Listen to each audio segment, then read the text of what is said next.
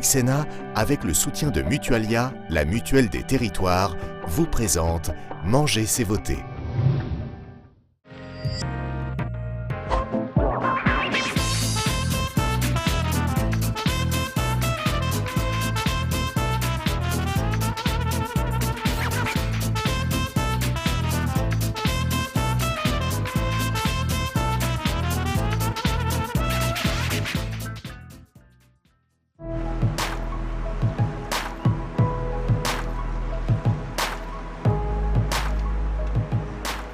Bonjour et bienvenue pour ce nouveau Manger c'est voter qui aujourd'hui s'enracine en Touraine. Nous sommes à Tours sur le pont de Fil, comme l'appellent les Tourangeaux, en surplomb de la Loire, le fleuve royal et nonchalant qui a bercé la civilisation française, où moi-même j'ai des souvenirs d'enfance. La Touraine est une terre qui m'est chère. Nous allons faire la connaissance du sénateur centriste Pierre Louhaud. Pierre Louhaud a été maire d'un village absolument superbe qui s'appelle Chédigny, qui est un petit bijou, une petite perle, et puis nous partagerons avec cet homme très engagé dans la défense de la ruralité et la permanence des valeurs, eh bien, toutes les émotions que Manger c'est voter peut susciter lorsqu'on aime la France comme nous l'aimons.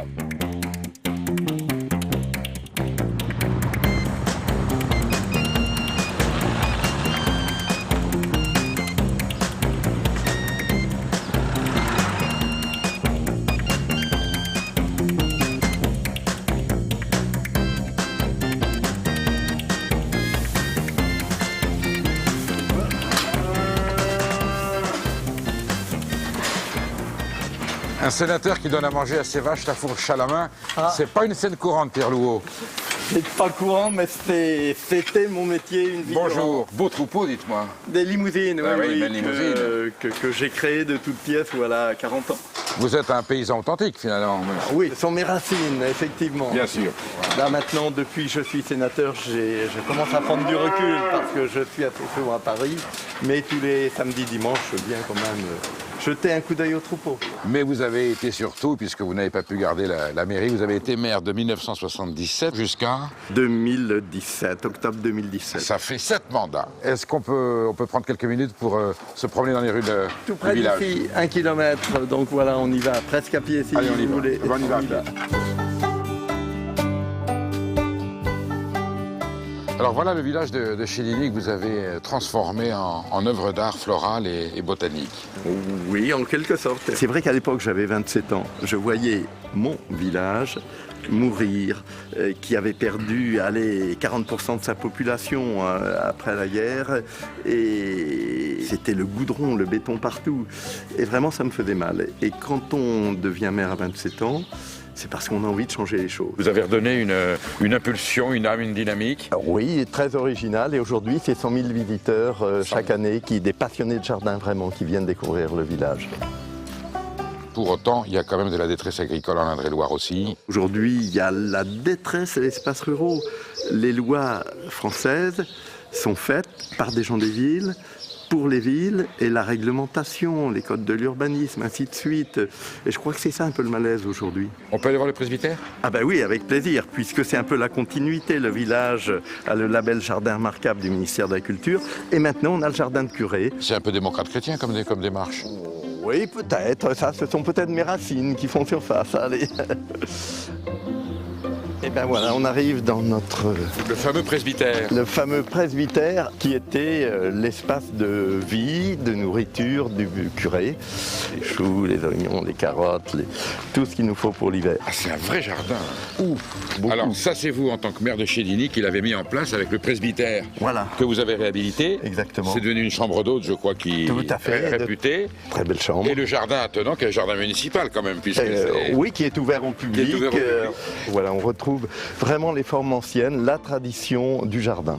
Le potager reste encore sur votre autorité personnelle ou non? Ah oui, le potager, oui, les jardiniers, là c'est le cadeau que m'a fait le nouveau maire en disant eh ben, tout ce qui est fleurissement potager, c'est toi le patron. Le Sénat vous a coupé un petit peu de cette vie, forcément? Oui, un petit peu, mais en même temps on découvre une vie de la République, voilà, c'est différent. Et vous avez gardé un mandat de conseiller départemental? Oui, complètement, je reste conseiller départemental. Vous êtes bien enraciné quand même. Oui, ça me colle aux pattes, je suis né ici et vraiment la ruralité de la Touraine, c'est ma passion. Bon, quel est le programme là aujourd'hui, monsieur le sénateur? Alors aujourd'hui, maintenant, on va filer à Amboise, on va voir un pêcheur de Loire qui est enfin il en reste 3 en Touraine. Je sais, c'est très rare. Boineau, qui est vraiment un passionné, un scientifique en même temps. Magnifique. On fera un petit détour par le château peut-être sur les 5 minutes. Bien sûr, on va s'arrêter au château. Allez, on fait ça. On y va.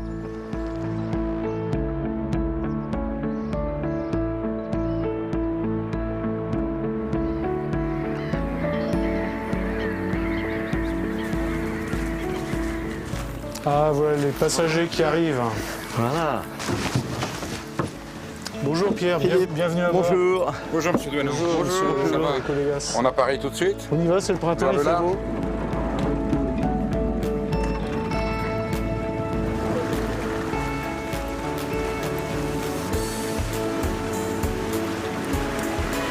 Hop là, allez. Vous nous avez porté chance, monsieur le sénateur. Hein. Effectivement, c'est 3 beaux mulets. une belle pêche pour la journée. Et c'est un très bon poisson. Ah, j'aurais bien attrapé une alose quand même. Hein. Eh ben, il va falloir... On pourra revenir. On va revenir. Philippe Douaneau, ça fait combien de temps que vous faites ce métier? Je suis pêcheur en Loire depuis 1994. Vous avez vu du changement? Pour le touriste, la carte postale est toujours là, la Loire avec ses châteaux, ses paysages. En fait, quand on est naturaliste écologue, on constate quand même que les modifications sont brutales. C'est-à-dire que l'écosystème n'est plus du tout celui qu'il était il y a 20 ou 30 ans.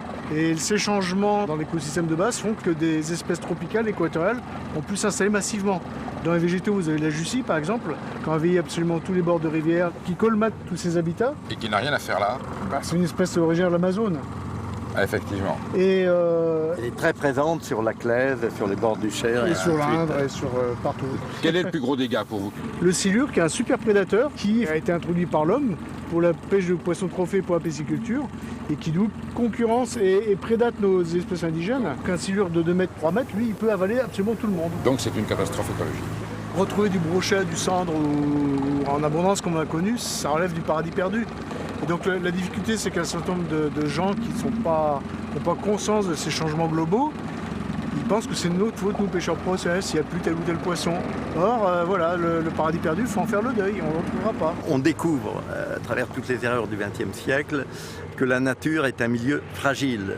On voit très bien les écosystèmes, le plancton qui diminue, et puis des espèces invasives qui circulent facilement à travers le monde. C'est aussi le rôle des pêcheurs professionnels de surveiller ce magnifique fleuve patrimoine mondial qui a besoin, si on veut le garder, de le préserver.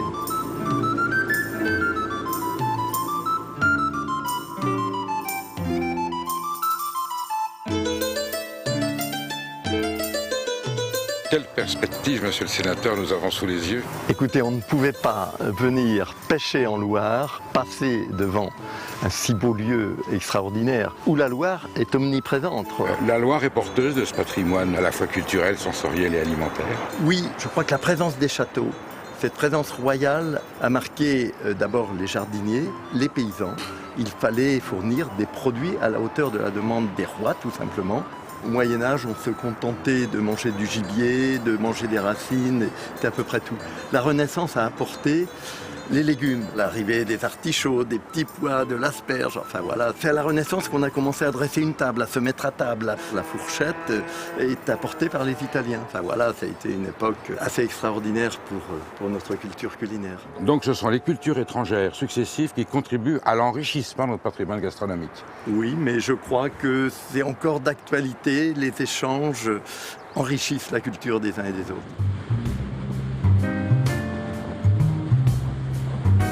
Maintenant, on va au collège de Bléré pour voir un beau restaurant scolaire. Ah oui, le lycée où le chef fait de la gastronomie pour les élèves avec des produits locaux.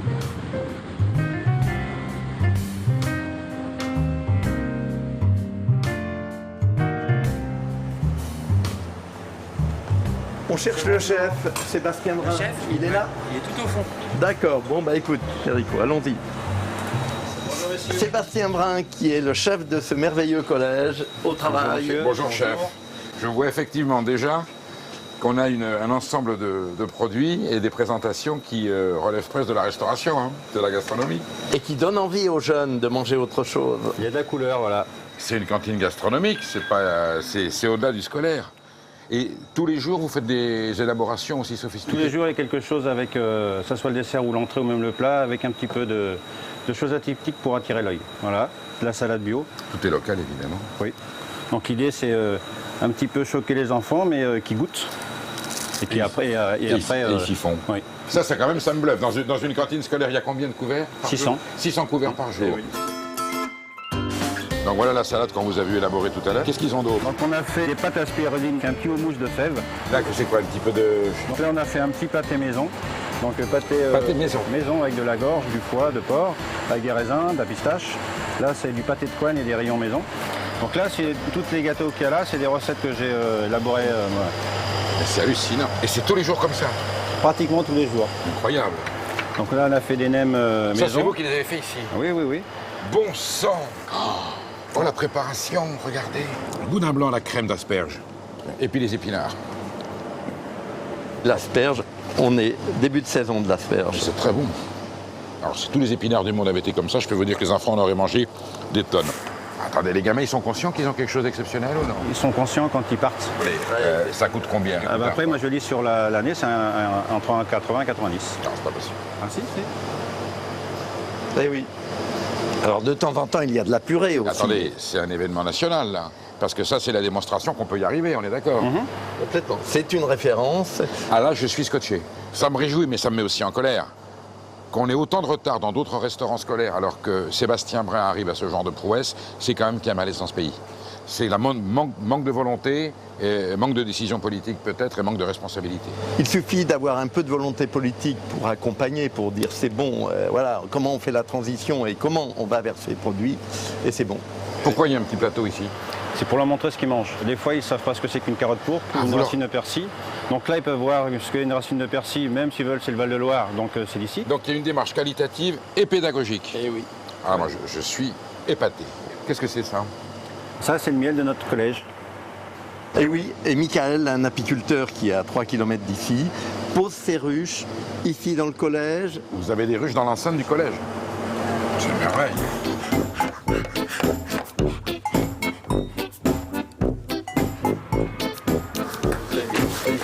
Salut Michael.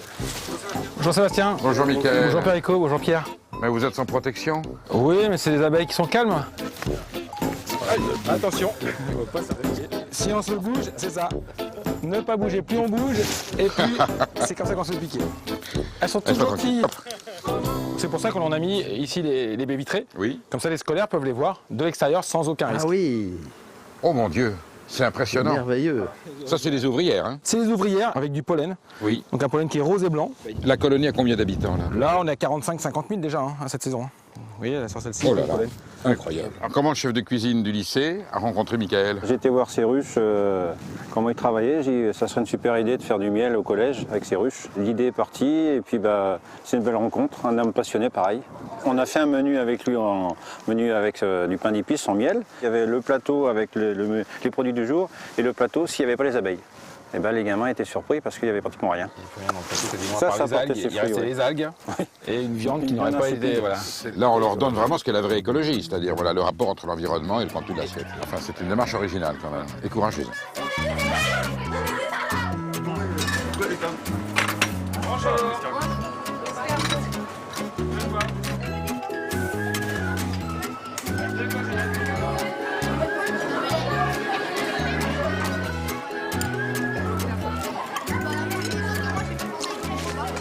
Vraiment, chef, tout est excellent. Merci. Tout ce que j'ai goûté là est superbe. Et avec un riz de veau, avec des rognons, avec voilà, c'est merveilleux. Bravo, et puis j'espère que vous ferez des petits et que d'autres salles d'établissement auront le courage et l'intelligence de venir s'inspirer de ce que vous faites ici. Je vois ce beau yaourt, ça me dit quelque chose. On ne doit pas aller voir Madame Maurice? Ah si, on va chez Madame Maurice, on termine et on y va.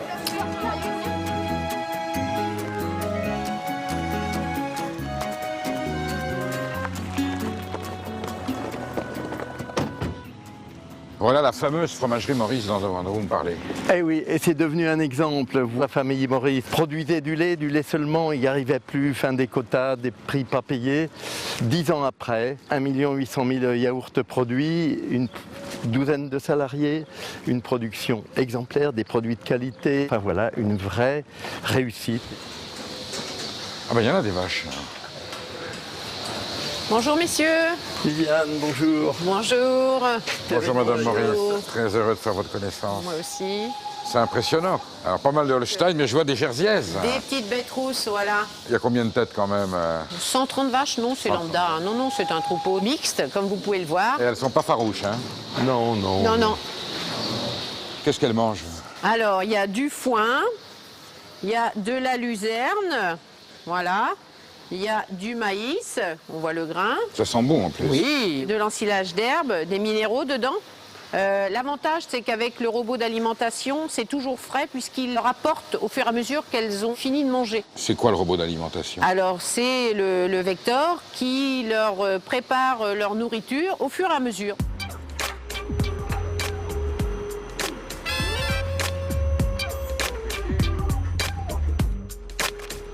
Ben, ça, c'est suivant ce que les animaux mangent. D'accord, donc il sait le stock disponible. Voilà, parce qu'il y a un laser qui va regarder la hauteur d'aliments qui reste.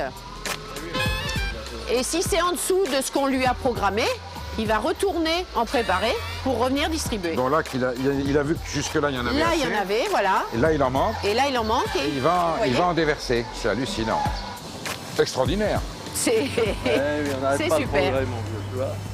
Pierre Louhault m'a expliqué que vous aviez connu une période de vaches très très maigre, au point de presque de frôler la catastrophe. Avant d'être complètement dans le trou, on aurait normalement évacué le troupeau et arrêté la production laitière. Mais bon, c'était 6e génération à produire du lait ici. Laisser tomber comme ça, mon beau-père est là, ça l'aurait foudroyé. On m'a dit que vous saviez faire du riz au lait et que c'est à partir de là que l'idée serait venue. Voilà, c'est ça. Les desserts de l'enfance. Donc je me suis dit, pourquoi pas les mettre en pot et les vendre. Et aujourd'hui, combien de pots de yaourt par an? Là, on va arriver à 4 millions dans l'année. L'avenir de nos territoires, il est là.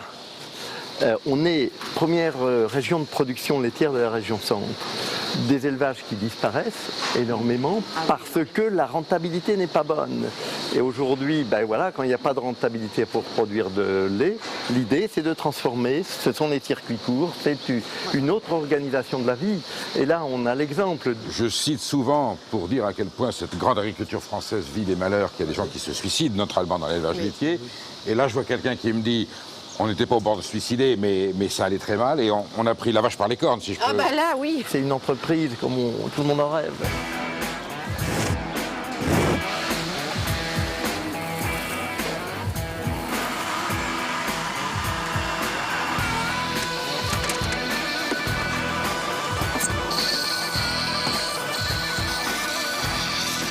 Dites-moi, monsieur le sénateur, à votre quand vous étiez gamin, c'était pas comme ça. Hein? Non, c'était ça à la main. Voilà. Donc là, vous avez les pasteurisateurs derrière. Ah Voilà. non, mais c'est une technologie très, très pointue. Donc là, nous allons aller chercher ce que vous voulez Ah oui, en déguster. effet. Là, Voilà. tu vas pouvoir te Ah, satisfaire. dis donc, je sais pas par où. Il oui. nous reste de l'abricot, de la framboise. Alors, framboise et abricot. Framboise et abricot, Oui, aux 4 pots suffiront. Oui. De chaque, évidemment. de chaque. Voilà. Avec plaisir. Et On puis va un emmener nature. du riz au Et lait puis un pour ce nature, soir. quand On va emmener un riz au lait. Du riz au lait. Et puis un petit peu de crème, voilà. Voulez-vous goûter au flan? Un petit flan. Crème chocolat? Un petit peu de chocolat. Mais enfermez pas dans la chambre froide. Hein. On peut y une couche de crème en plus. Ah ben oui, c'est vraiment un yaourt fermier. C'est onctueux, c'est doux. Et il y a la longueur, hein. Bah oui. Ah, on sent un bon lait. Du lait. lait entier. vrai lait. Eh oui. Alors là, je goûte l'abricot. Oh la vache, c'est le cas de le dire. Et on sent bien les fruits entiers. Ah oui, oui, C'est oui. vraiment- Vous sentez bien l'abricot, vous sentez bien le... Voilà, toujours au lait entier, vanillé, une texture de flan. C'est divin. Qui a fait les recettes, là? Ça, c'est moi. C'est du vrai cacao, c'est pas... Mon Dieu, Voilà. ça se voit tout de suite. Eh ben, c'est exceptionnel. Et ce qui est merveilleux, on a le vrai défi du repas hors domicile en France, où on mange en général de la merde à pas cher. Et voir que des yaourts de cette qualité arrivent à rentrer dans la restauration hors domicile, Oui.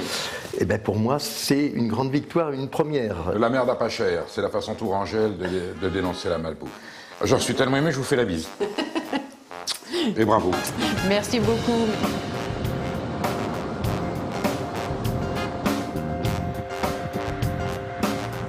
Tiens, Péricot, on arrive à Chinon. Ah oui, Pays de Rabelais. Pays de Rabelais, avec le château et ses vins. Voilà. Où est-ce que vous m'amenez maintenant, monsieur le... Alors, pas très loin d'ici, chez Sylvain Brodin, qui est un maraîcher bio. On va trouver quelques légumes.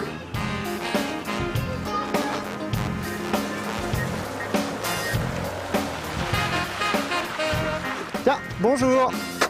Enchanté. Bonjour. Comment ça va? Péricot Légas. Ah bah très bien. Là, c'est ici qu'on prépare nos paniers pour les AMAP. Oh. Donc on a 5 AMAP en fait, voilà, dans le nord, dans le sud de l'agglomération Tourangelle. Et on est à peu près entre 80 et 100 paniers, voilà, qu'on vient livrer tous les vendredis pour les consommateurs. On voit tout de suite, c'est des produits vivants. Et c'est ça que les gens recherchent maintenant, c'est vraiment retrouver l'authenticité du produit, quoi. Et là, on trouve que les consommateurs, ils ont un intérêt énorme pour ce genre de petits magasins de producteurs. Et on a le Lidl, le Leclerc en face de nous. Et ben, les gens viennent dans notre magasin et on a vraiment beaucoup de gens qui sont très contents de ce qu'on fait. J'ai eu le plaisir de mettre en place ce magasin de producteurs à Loches, voilà, 5 ans, et de le financer avec la communauté de communes. Donc ça avance quand même. Ça avance, mais pas vite. L'État, justement, s'il avait vraiment une vraie volonté politique, pourrait vraiment engager des milliards d'euros sur un grand plan Marshall, entre guillemets, de l'écologie pour implanter des maraîchers. Et ça, le problème, c'est qu'on est vraiment encore sur une idéologie et des grandes paroles qui ne sont pas forcément encore vraiment suivies. C'est même pire que ça. L'État a payé avec 3 ans de retard les primes européennes, enfin, c'est pas qu'en bio, oui. Aux agriculteurs bio et à tous les systèmes de conversion environnementaux. C'est scandaleux. Il faut aller de l'avant et arrêter de mettre des conditions à n'en plus finir. Qu'est-ce qu'on peut voir sur le terrain Est-ce que ça pousse là? Je peux vous faire visiter les serres, parce que là en ce moment, la plupart des cultures, elles sont vraiment sous serre. Sylvain, quelle est la superficie aujourd'hui en activité?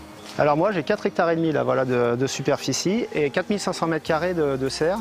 Donc grosso modo, c'est tous les 2 ans, grâce aux subventions justement du Conseil général et puis de la région, qui nous finance à 40%. Donc là, on est arrivé au bout de 8 ans à 4500 mètres carrés de serre, qui représente 10% à peu près de notre surface cultivable. Donc voilà le tunnel aux salades et aux... Et ben en fait voilà, c'est plus un tunnel qui est cultivé en permaculture en fait. C'est-à-dire que c'est vraiment un mélange de plein de variétés de légumes. Vous pouvez voir un peu une technique voilà, de permaculture. En fait, c'est les patates qui sont plantées directement sur le sol, posées au sol et on recouvre avec de la paille. Donc ça c'est vraiment une technique intéressante parce qu'après on a juste à creuser dans la paille pour récupérer les jeunes patates. Tous nos déchets végétaux, on les pose directement sur le sol pour permettre justement à la vie microbienne de pouvoir remanger tous ces légumes et ça permet aussi de couvrir les mauvaises herbes. Devise du grand chimiste Lavoisier, rien ne se perd, rien ne se crée, tout se transforme. Et on a le cycle de la vie. Et c'est les vers de terre qui font votre travail en fait à la place à décompacter le sol. Donc là vous allez pouvoir goûter un petit navet botte. Oh mais c'est tout mignon. Bah, c'est un petit peu comme le radis mais c'est même encore meilleur que le radis je trouve. Voilà, ça a vraiment un petit goût succulent et sucré aussi. Voilà. Et c'est vrai qu'il y a beaucoup de gens qui ne connaissent pas ce produit-là. Ça, avec un petit peu de bain et de beurre et de sel, c'est juste magique. Et alors, c'est très chargé en vitamine C. Il y a presque plus de vitamine C quand on mange le navet, avec la peau bien sûr, que dans une orange. Et ça? Et ça, les fans de légumes, bien sûr. Quel bonheur. Moi qui ai toujours rêvé d'être un lapin, quel bonheur. Oui, c'est vrai que c'est excellent aussi. Formidable. On vit pas dans le luxe, mais on vit bien. On commence tout juste. Alors nous, on a vécu pendant 6 ans au RSA parce que justement, voilà, on n'avait vraiment pas les moyens de pouvoir se tirer un salaire, sachant que l'argent, il fallait le réinvestir à chaque fois pour se dire, bah voilà, on va pouvoir peut-être être viable si justement on investit dans le matériel ou dans les serres. Et 8e année, là, je commence à me faire voilà 700-800 euros. Donc un petit SMIC. Seul sénateur, c'est quand même des héros, des résistants et des gens qui font avancer mais dans des conditions de difficulté quand même. Aujourd'hui, 20% d'agriculteurs dans notre département sont RSA, 800 agriculteurs. Il y en a près de la moitié qui ne gagnent pas le SMIC dans notre département. Et voilà, c'est un peu tout le problème d'une agriculture qui est quand même, qui fait vivre les gens. C'est quand même l'aliment, première nécessité, et avec des producteurs qui ne gagnent pas leur vie. C'est aujourd'hui le vrai problème. Il y aura assez de place là dans le C15 ou dans le fond là? Bon bah messieurs. Sylvain, bravo. Merci. Je vous souhaite une bonne fin de journée. Au revoir. Merci.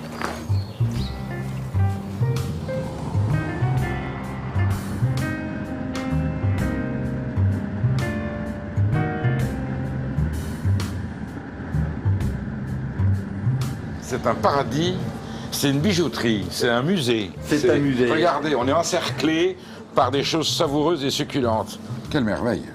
Regardez la texture. Ici, on est organisé en circuit court. Une canette fermière de chez Denis Pavula. Vous croyez que ça va suffire, Pierre, un canard? Non, mais on va se prendre quelques rayons, tiens, en plus. Ah oui. C'est une spécialité, hein. C'est vraiment la tradition charcutière. Voilà. Local. Impressionnant. Ce soir, j'emmène 5 rayons. 6, 7 quoi. Faut trouver un petit peu de verdure quand même.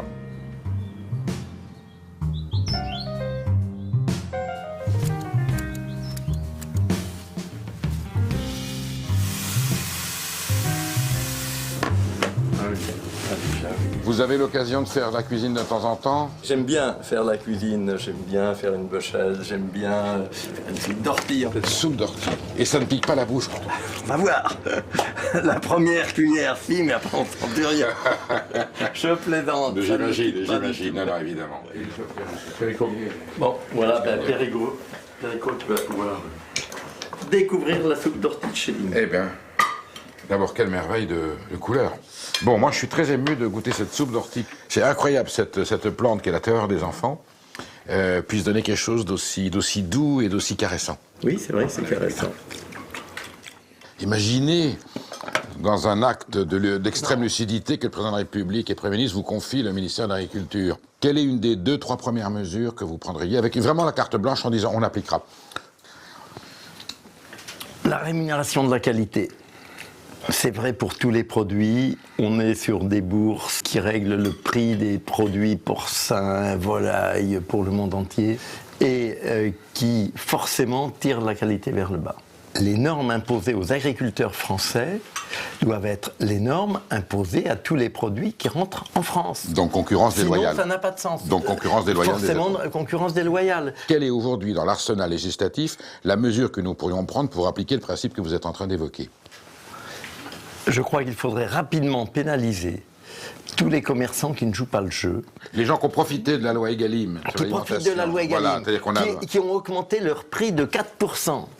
Et qui refusent toute négociation pour augmenter le produit. Là, ça mérite la sanction. Ça mérite une vraie sanction, le double de ce qu'ils auraient dû verser aux agriculteurs. C'est pas une taxe, c'est une amende aujourd'hui.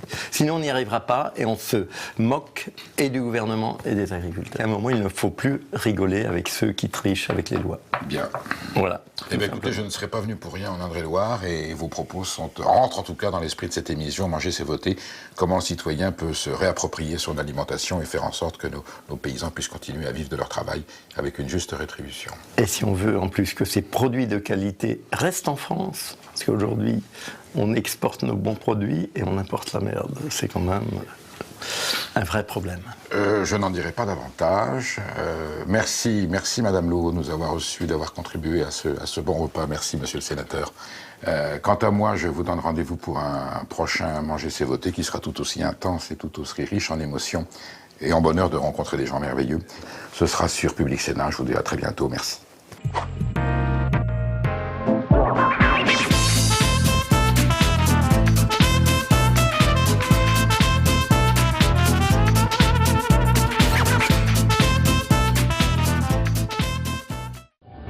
Public Sénat, avec le soutien de Mutualia, la mutuelle des territoires, vous a présenté Manger c'est voter.